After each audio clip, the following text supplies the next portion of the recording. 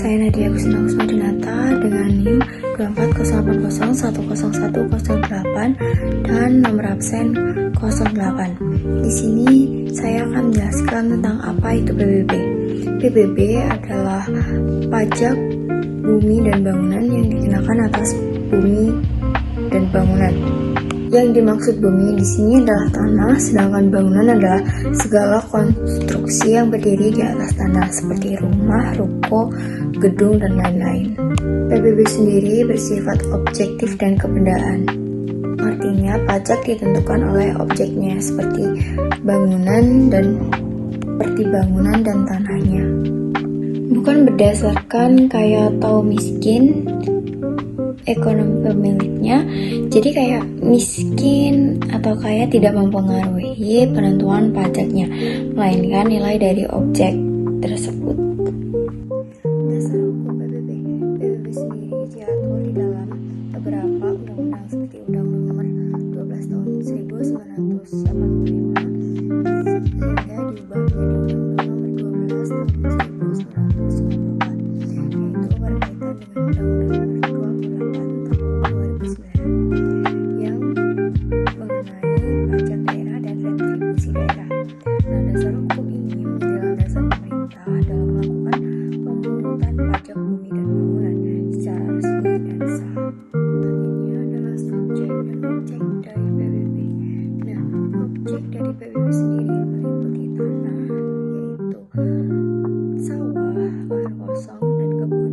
Sedangkan bangunan meliputi rumah, kantor, ruko, dan lain-lainnya.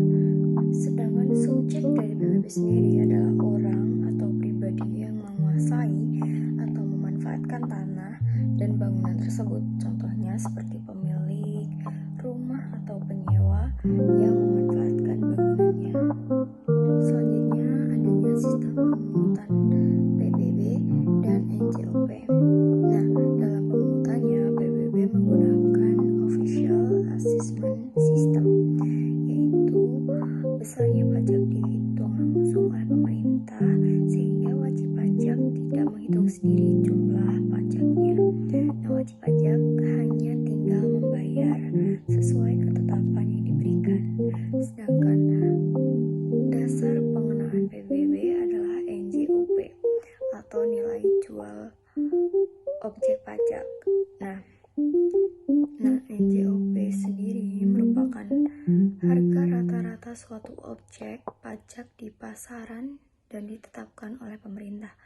Nah, nilai ini digunakan sebagai dasar dalam menghitung besarnya pajak yang harus dibayar. Perkenalkan, nama saya Ahmad Tawasakif, nama NIM akhir 719. Kemudian ada dasar pengertian pajak, NJOP dan NJOP-TKP. Nah, apa itu? NJOP atau dikenal sebagai nilai jual objek pajak merupakan dasar harga rata-rata tanah atau bangunan di pasar dan juga dapat ditentukan oleh pemerintah. Contohnya, jika tanah di kota memiliki nilai jual objek pajak yang tinggi, sedangkan di desa nilai jual objek pajaknya rendah. NJOP-TKP merupakan nilai jual objek pajak tidak kena pajak, merupakan bagian yang tidak terkena pajak. Kemudian selanjutnya ada cara menghitung PBB. Nah, gimana sih caranya? Rumusnya ada yang pertama, PBB sama dengan tarif dikali NJOP dikurangi NJOP-TKP. Perlu digarisbawahi, NJOP dikurangi NJOP-TKP baru dikali tarifnya. NJOP merupakan nilai objek pajak, NJOP-TKP merupakan nilai pengurangan yang tidak termasuk dalam bentuk persen, sedangkan tarifnya hanya sebesar 0,5% saja. Contohnya seperti ini, jika nilai jual objek pajaknya 200 juta, maka nilai jual objek pajak tidak kena pajak sebesar 20 juta. Jadi umpamanya gini, tarifnya sebesar 0,5% dikali 200 juta dikurangi 20 juta. Nah, 200 juta dikurangi 20 juta terlebih dahulu baru dikali 0,5%. 200 juta dikurangi 20 juta sama dengan 180 juta. Nah, 180 juta ini baru dikali 0,5%. Jadi hasilnya sebesar 900.000. Nilai PBBW-nya merupakan 900.000 rupiah.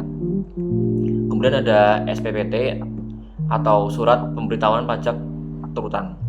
Surat yang berisi jumlah pajak yang harus dibayar berisi sebagai nama wajib pajak, lokasi objek, NJOP, jumlah pajak, dan jatuh temponya. Kemudian ada perubahan sistem PBB atau PBB P2. Setelah UU nomor 28 tahun 2009, PBB dibagi menjadi dua, yaitu PBB P2 untuk perdesaan dan perkotaan yang dikelola langsung oleh pemerintah daerah PBB. Kemudian ada sektor lain seperti perkebunan, kehutanan, dan pertambangan dikelola pusat bertujuan untuk meningkatkan pendapatan suatu daerah. Selanjutnya, kita akan membahas tentang pajak bumi dan bangunan atau PBB P2, mulai dari tenggat pembayaran, fungsi permasalahan yang sering terjadi, hingga penyelesaian sengketanya. Tenggat pembayaran PBB P2 umumnya diberikan selama 6 bulan sejak wajib pajak menerima SPPT. Jika pembayaran melewati batas waktu yang telah ditentukan, maka wajib pajak dapat dikenakan sanksi administratif sesuai ketentuan yang berlaku. Oleh karena itu, penting bagi masyarakat untuk membayar pajak tepat waktu agar terhindar dari denda dan masalah administrasi lainnya. PBB memiliki beberapa fungsi penting, yaitu sebagai sumber pendapatan bagi negara dan daerah untuk mendukung pembangunan sebagai alat regulasi dalam mengatur penggunaan tanah dan bangunan, serta sebagai fungsi pemerataan untuk membantu mengurangi kesenjangan sosial melalui sistem perpajakan. Namun, dalam praktiknya masih terdapat beberapa permasalahan dalam PBB seperti NJOP yang terkadang tidak sesuai dengan harga pasar, data objek pajak yang kurang akurat, hingga beban pajak yang dirasa kurang adil oleh masyarakat. Contohnya, ketika NJOP meningkat drastis, maka pajak yang harus dibayarkan masyarakat juga ikut naik. Jika wajib pajak merasa tidak setuju terhadap penetapan pajak, maka dapat mengajukan keberatan kepada pihak terkait. Apabila keberatan tersebut ditolak, wajib pajak masih memiliki hak untuk mengajukan banding ke pengadilan pajak. Dari sisi analisis, PBB memiliki kelebihan karena mudah dipungut dan berbasis objek sehingga sistemnya lebih sederhana. Namun, PBB juga memiliki kekurangan seperti potensi ketidakadilan apabila penilaian NJOP tidak akurat dan terlalu bergantung pada penilaian pemerintah. Oleh sebab itu, keadilan pajak sangat dipengaruhi oleh ketetapan dan data dan penilaian. Kesimpulannya, PBB merupakan pajak atas tanah dan bangunan yang memiliki peran penting dalam pembangunan negara dan daerah. Sistemnya memudahkan proses pemungutan pajak, tetapi masih perlu peningkatan dalam akurasi data penilaian agar lebih adil bagi masyarakat. Sekian penjelasan mengenai pajak bumi dan bangunan PBB atau P2. Terima kasih.